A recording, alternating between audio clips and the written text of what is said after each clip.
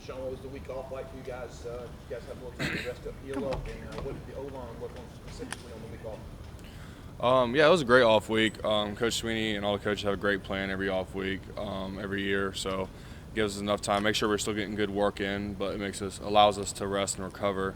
And as O-line, we went back to basics. Footwork, hand placement, technique. That's just a big thing. It starts with the little things, and if you master the little things, the bigger things become easy. How would you describe the history between Clemson and Florida State? As the last 10 years, fun.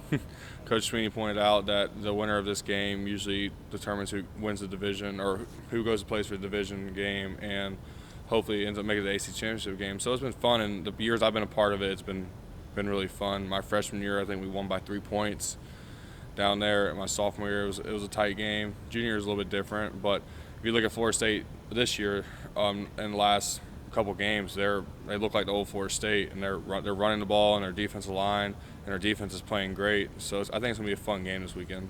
Outside of the penalties, where do you think as offensive line you guys make it better against North Carolina? Just the little things, just technique and all that. If we fix a couple plays and we fix a couple technique errors, I think we play better as a unit. I mean, we had some guys who played great, but others just did not. I'm one of them. I didn't play to my best of my ability, but I just looked back on the tape, just came back last week, and then this week just emphasizing on technique and proper hand placement. I think it's going to help me out a lot. All the false starts against North Carolina, you attribute that mostly to the crowd noise and going to and from the silent count a couple of times.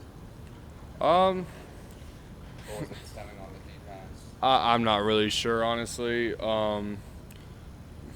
It just happens. I mean, it's something that we fixed, and it's something that we made sure we worked on last week, and it's a point of emphasis every week with Coach Caldwell. So it's something that we just have to focus on a little more. I'm not really sure what's going to the outside forces that affect it. I mean, there's a bunch of stuff that happens that affects that, but it's just one thing that O-line needs to focus on. It's our job to know when the snap count is going to happen, and especially when we're on the road, it's our job to make sure we don't have those problems again. And we've addressed it, and I think we were going to fix it. What do you think was the biggest learning lesson for the young guys getting through a tight game like that against UNC? Just respect the process.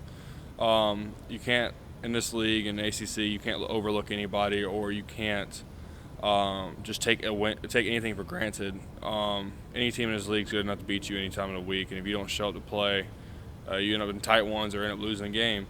And I think I just told the young guys to just respect the process, respect every week, and the grind it takes to get ready for Saturdays and how to properly prepare for our opponent.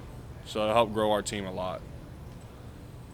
Dabo and Trevor both talked about You start over. I'm sorry, sir. Dabo and Trevor both kind of talked a little bit about some of maybe the scrutiny or some of the negativity that's coming y'all's way after the close win against UNC. What's your take been in the locker room? How you guys have been able to block that out of those folks in the next game? We're just focusing on Clemson. Yeah, we didn't play our best game, but everybody has their opinions, and the media's gonna say what they want. But it's just I like it. Just take a lot of focus on us, and let us get back to the grind and what we've been known for, and that's just having successful week after week.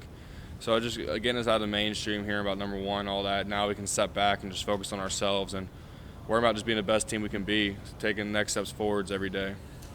Growing up as a kid, no matter who you rooted for, do you have memories of that Florida State kind of being that dynasty and kind of being the Duke basketball or the New York Yankees of college football? I'm gonna be honest with you. I didn't really watch much college football until I started getting recruited, which was my sophomore year of high school. I was one of the kids that just played outside constantly, and I didn't really watch it. So I mean, I've heard about the dynasty, and I've heard about how good they are and how good they. I mean, they still are good, but how dominant they were. But I really don't know much about it to make a uneducated comment on it. What kind of a teammate is Darien Rencher, and how pleased were y'all when he was put on scholarship? Oh, it was amazing. Fun story between me and Wrench is we went to New Spring, and he actually said the prayer to give my life to Christ. So it happened like a month and a half ago. So obviously we have that close relationship. He's just a spiritual giant in our locker room and just a leader. For someone that when he gets in that game, he ain't gonna try to bounce it. He's gonna do his job, and that's what he's gonna do. He's gonna block his butt off, and he's gonna run that ball as hard as he can. And that's just the kind of person he is. He just tries to glorify God in everything he does, and you can just feel his aura around the locker room. He's just a great person to be around. else?